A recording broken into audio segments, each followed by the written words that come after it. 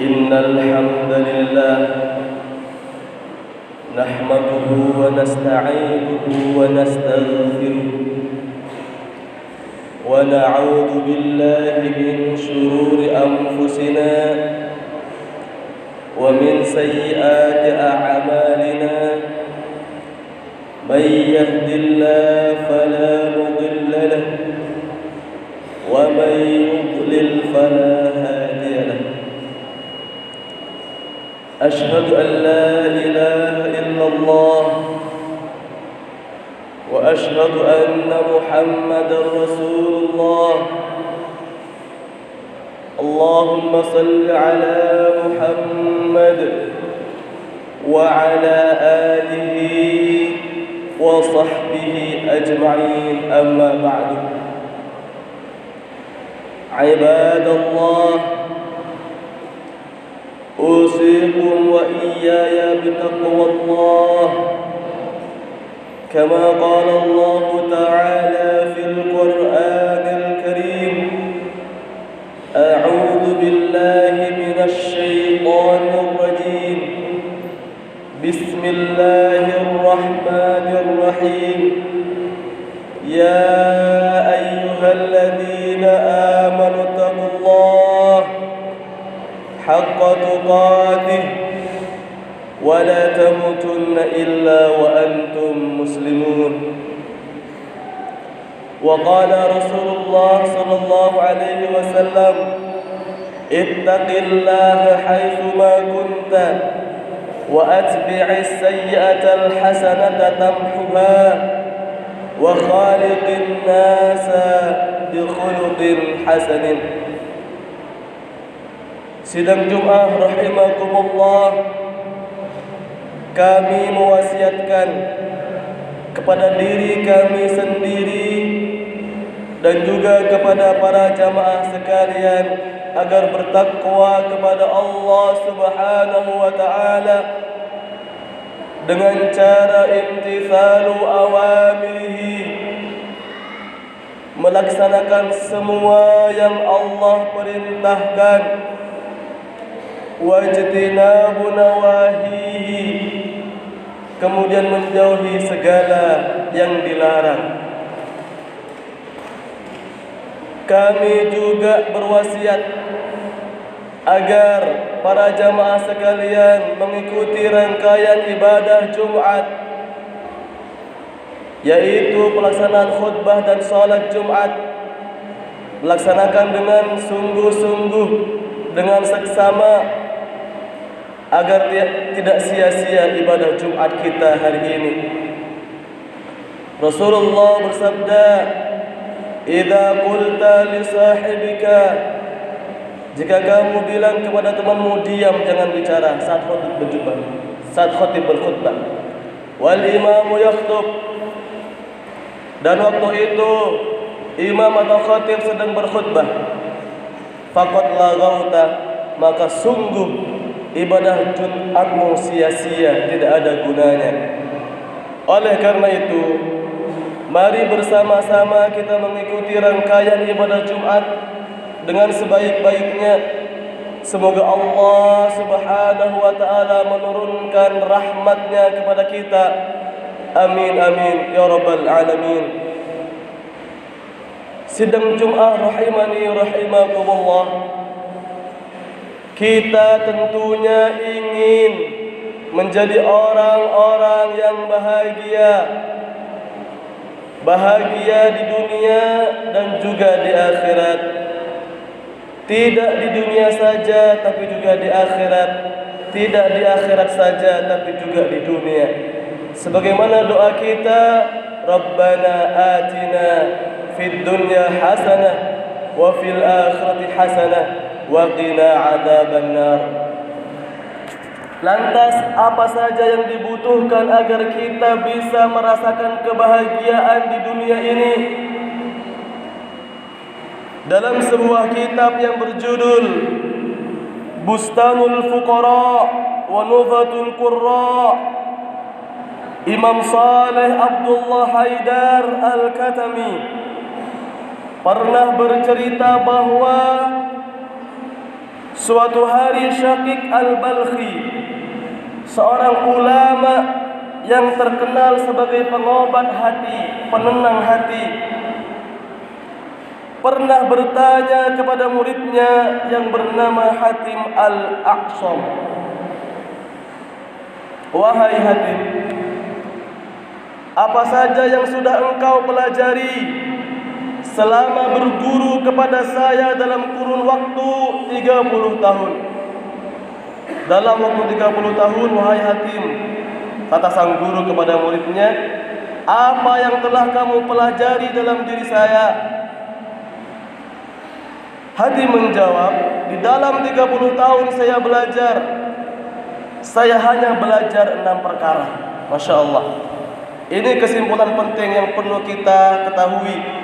30 tahun beliau belajar, ada 6 perkara yang sangat penting yang beliau jadikan panduan dalam kehidupan agar hidupnya bahagia. Marilah kita bersama-sama mengenal dan mempraktekkan dan juga berusaha memuhasabahi diri terkait 6 hal tersebut. Yang pertama adalah banyak orang yang mereka meragukan rezeki yang Allah berikan kepadanya, sehingga orang tersebut kikir, pelit, tidak mau bersedekah. Banyak orang yang ragu dengan rezeki yang Allah berikan, sehingga dia tamak, dia rakus, berusaha mengambil semuanya. Maka saya, kata Hatim sang murid, berusaha bertawakal kepada Allah, bahwa Allah pasti memberikan rezeki yang sesuai kepada saya. Karena Allah Subhanahu wa ta'ala sudah menjamin dengan firman-Nya dalam Al-Quran, A'udzu billahi minasy syaithanir rajim. Bismillahirrahmanirrahim. Wa ma min dabbatin fil ardi illa 'ala Allahi rizquha. Dan tidak ada suatu binatang melata pun di bumi illa 'ala Allahi rizquha, melainkan Allah pasti memberi rezeki kepadanya.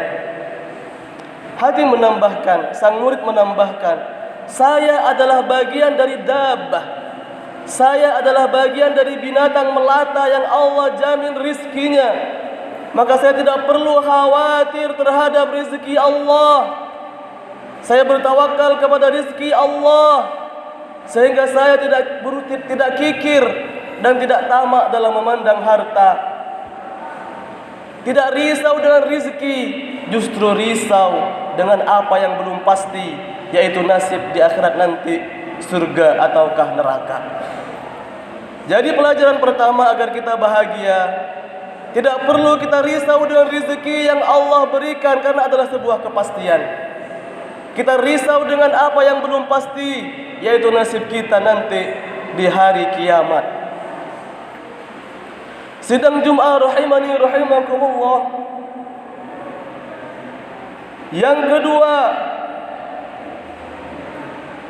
Hatim menjelaskan pelajaran yang dia ambil dari gurunya, yaitu bekal agar kita bahagia. Banyak orang yang memiliki teman dan dijadikan temannya itu sebagai curhat, teman curhat. Padahal temannya itu tidak bisa menyembunyikan rahasianya. Selalu ada teman-teman yang membocorkan ceritanya. Oleh karena itu, saya hanya menjadikan amal ibadah, amal saleh sebagai teman yang akan setia menemani saya sampai hari kiamat. Teman-teman di dunia, di akhirat nanti bisa jadi mereka adalah musuh bagi saya. Di mana Allah Subhanahu wa taala berfirman, Al-akhilla, orang-orang yang saling berteman, yang saling mencintai, saling berkasih sayang di dunia, yauma idzin ba'dhum li ba'din adu. pada hari itu, yaitu hari kiamat, mereka menjadi musuh bagi yang lain. Illal muttaqin, kecuali orang-orang yang bertakwa. Maka saya jadikan teman amal ibadah yang akan selalu menemani saya dari dunia sampai akhirat. Jadi sidang Jumat rahimani rahimakumullah, cara kedua agar kita bisa menjadi orang bahagia adalah menjadikan amal ibadah kita sebagai teman. Karena teman, maka kita selalu fokus terhadap amal ibadah kita, selalu perhatian dengan amal ibadah kita, selalu menomorsatukan amal ibadah kita. Sidang Jumat rahimani rahimakumullah. Yang ketiga, kata Hatim, agar bisa bahagia dan merupakan pelajaran penting yang dia dapatkan selama 30 tahun dari gurunya. Banyak orang memiliki musuh, banyak orang yang memiliki lawan, yang menghinanya, yang menyakitinya. Padahal kata beliau, orang-orang tersebut memberikan saya pahala dengan apa yang mereka ucapkan dengan hinaan. Mereka memberikan saya pahala dengan apa yang mereka sakiti. Ternyata mereka bukan musuh saya. Musuh saya adalah iblis, syaitan, diri saya sendiri, dan hawa nafsu saya. Jadi musuh saya adalah hawa nafsu saya dan juga syaitan. Maka itulah yang harusnya saya lawan. Itulah yang seharusnya saya tebas lehernya. Itulah yang harusnya saya tembak kepalanya, yaitu hawa nafsu saya sendiri dan syaitan. Itulah yang seharusnya saya perangi. Rasulullah sallallahu alaihi wasallam bersabda, "La yu'minu ahadukum hatta yakuna hawahu tab'an lima jitu bihi." Tidak beriman seseorang dari kalian hingga hawa nafsunya mengikuti apa yang aku bawa. Seharusnya hawa nafsu kita selaras dengan ucapan Rasulullah. Kalau kita benar cinta kepada Rasulullah, kita buktikan hawa nafsu kita mengikuti apa sabda Rasulullah. Hawa nafsu kita tundukkan, kita selaraskan dengan apa yang Rasulullah perintahkan dan apa yang Rasulullah larang. Jangan jadikan hawa nafsu sebagai pemimpin bagi kita, hawa nafsu sebagai imam yang kita taati.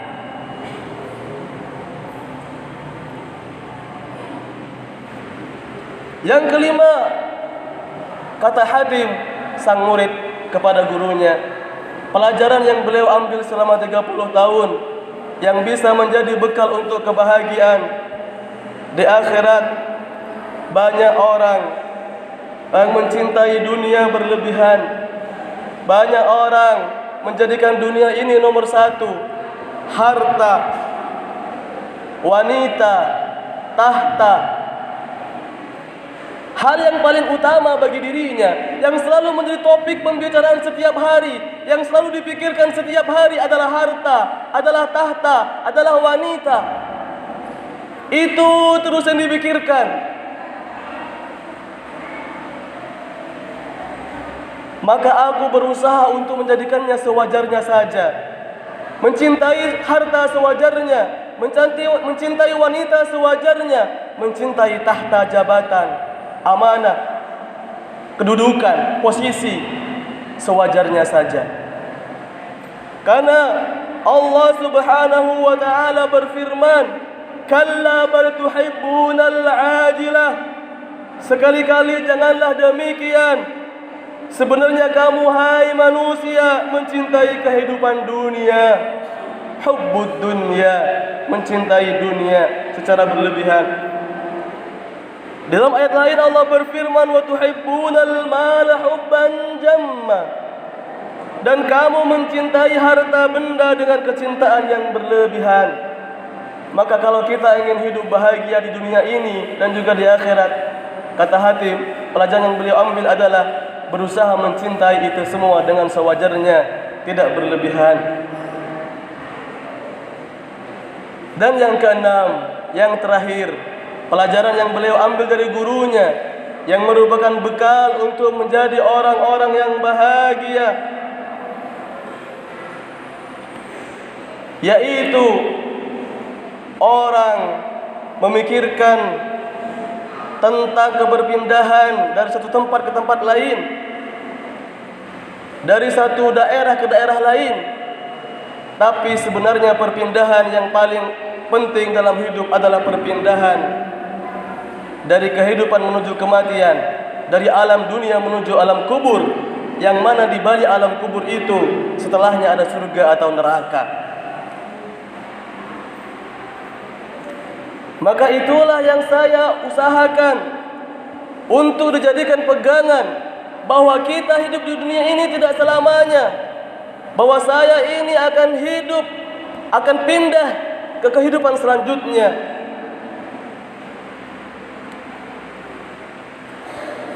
Rasulullah sallallahu alaihi wasallam bersabda, "Al-kayyisu man dana nafsahu wa amila lima ba'dal maut." Orang yang cerdas bukanlah orang yang nilainya tinggi, bukan orang yang IQ-nya tinggi, yang nilainya cemerlang, yang medalinya banyak, pialanya bergilir. Tapi orang yang cerdas adalah orang yang selalu muhasabah, selalu memikirkan dirinya masuk neraka atau surga, selalu berpikir apakah saya ini masuk surga atau neraka, dan mengevaluasi dirinya setiap hari. Wa amila lima ba'dal maut, dan dia bekerja hari ini untuk menghadapi kematian, sehingga dia siap untuk mati hari ini. Sebagaimana orang-orang di Gaza, orang di Palestina, mereka sudah siap. Hari ini bisa jadi saya mati, hari ini bisa jadi bom mengenai saya, hari ini bisa jadi peluru kena kepada kepala saya, hari ini bisa jadi saya terbakar. Sehingga mereka tenang hidup mereka. Mungkin kita mengira orang-orang Gaza adalah orang sedih, tapi sebenarnya kunci kebahagiaan adalah orang-orang yang menyiapkan dirinya untuk kematian. Siap hari ini dia mati. Sudahkah kita demikian? Sudahkah kita menjadi orang yang bahagia dengan cara siap mati hari ini? Melakukan apapun, pekerjaan apapun yang dia siapkan untuk setelah kematian. Sidang Jumat rahimani rahimakumullah, itulah 6 perkara yang dipelajari oleh hakim dari gurunya, yang dia dapatkan selama 30 tahun,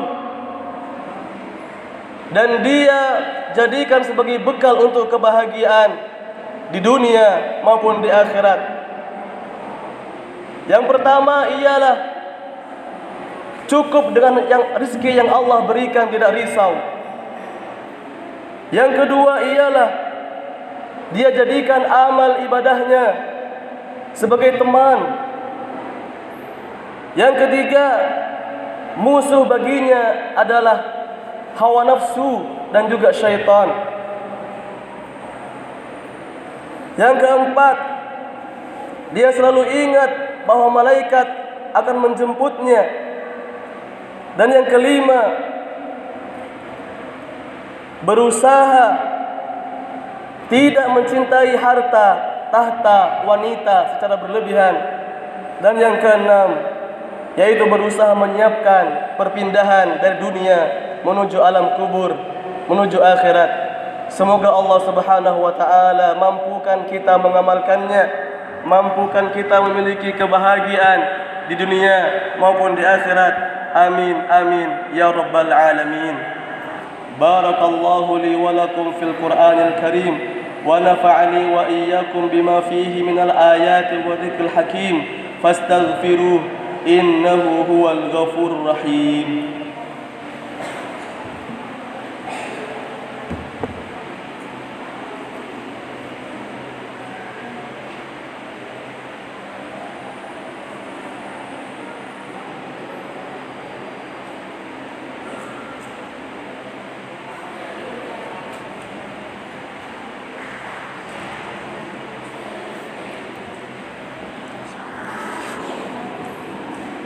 Alhamdulillah Rabbil Alamin, wa bihi وبه نستعين على أمور الدنيا والدين. الصلاة والسلام على حبيبنا محمد وعلى آله وصحبه أجمعين. أما بعد، أوصيكم وإياي بتقوى الله، كما قال الله تعالى في القرآن الكريم: أعوذ بالله من الشيطان الرجيم، بسم الله الرحمن الرحيم.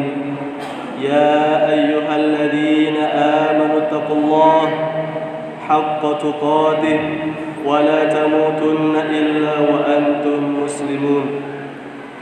إن الله وملائكته يصلون على النبي يا أيها الذين آمنوا صلوا عليه وسلموا تسليما. اللهم صل على محمد وعلى آل محمد كما صليت على إبراهيم وعلى آل إبراهيم، وبارك على محمد وعلى آل محمد كما باركت على إبراهيم وعلى آل إبراهيم إنك حميد مجيد.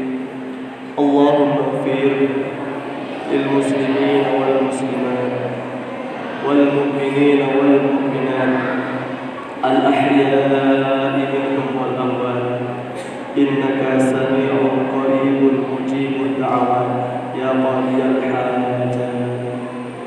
اللهم انصر إخواننا المجاهدين في فلسطين. اللهم انصر إخواننا المجاهدين في غزة.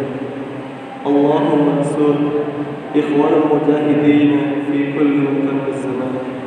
اللهم دمر أعداءك أعداء الدين وشتت شملهم وفرق جمعهم. اللهم اجعلنا وأهلنا من أهل العلم وأهل الخير، ولا تجعلنا وإياهم من أهل الشر والضير. اللهم إنا نسألك علما نافعا وعملا متقبلا ورزقا طيبا.